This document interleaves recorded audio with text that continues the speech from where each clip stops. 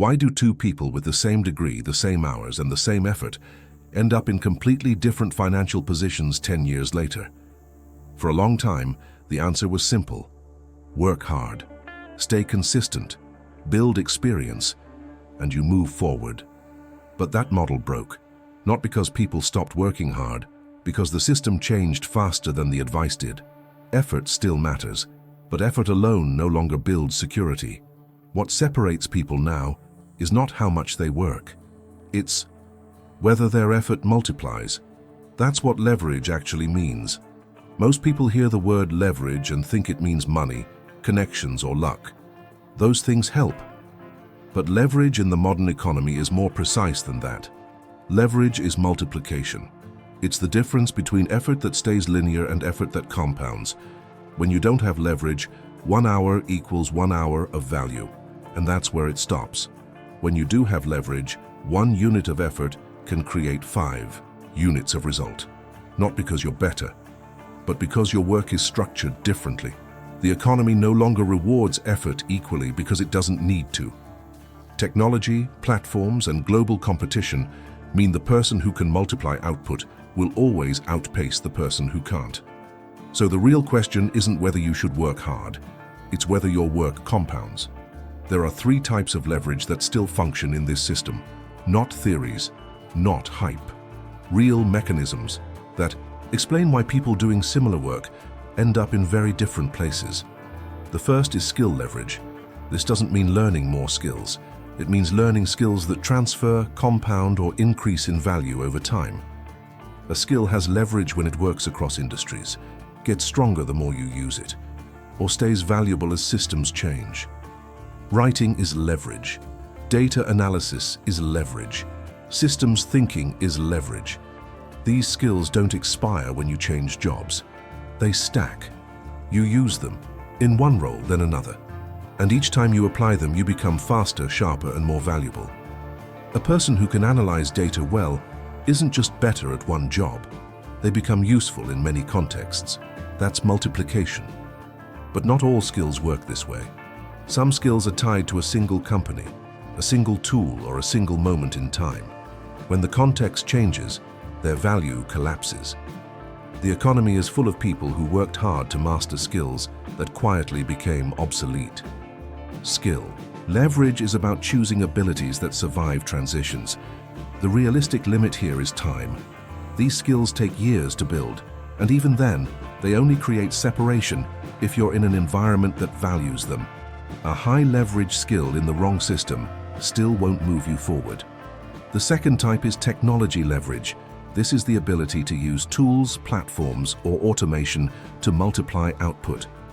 One person with the right software can do what once required a team. One person with access to the right platform can reach thousands without a publisher or distributor. Technology leverage means your output isn't limited by your physical capacity. You create once, it runs continuously, it reaches many. This is why 2 people doing similar work end up in different places. One uses tools that multiply effort, the other does everything manually. The person using leverage isn't necessarily smarter, they're just structured differently. But this is where many people get it wrong. Tools don't create leverage by themselves. Automation doesn't guarantee results. Technology amplifies judgment. If you don't know what to build, who it's for, or whether it solves a real problem, leverage just means you fail faster. The realistic limit here is access and understanding. Not everyone knows these tools exist.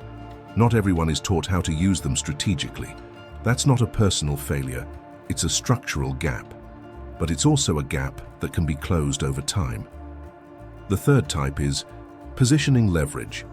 This one is uncomfortable because it's partly outside your control. Positioning leverage is about where you sit in the system, not how hard you work within it. Are you close to decision-making? Are you in a role connected to revenue? Are you in an industry that's growing or one that's shrinking? 2 people can do identical work. One is visible, the other isn't. One is near opportunity, the other is far from it. Positioning determines who gets noticed, who gets trusted, and who gets access. This doesn't mean you need to be in a specific city or company. It means understanding where value is created in your field and moving closer to it over time. If you're in marketing, being close to the product matters.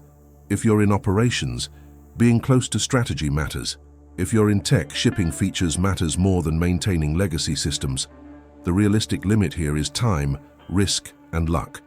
You can't always control where you start, but you can make intentional moves toward better positions over the long run. Now here's the mistake most people make when they learn about leverage. They try to chase all of it at once.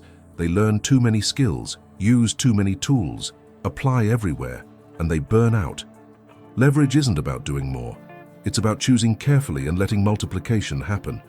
That requires patience. Bills don't wait, rent doesn't wait. The pressure is to move fast.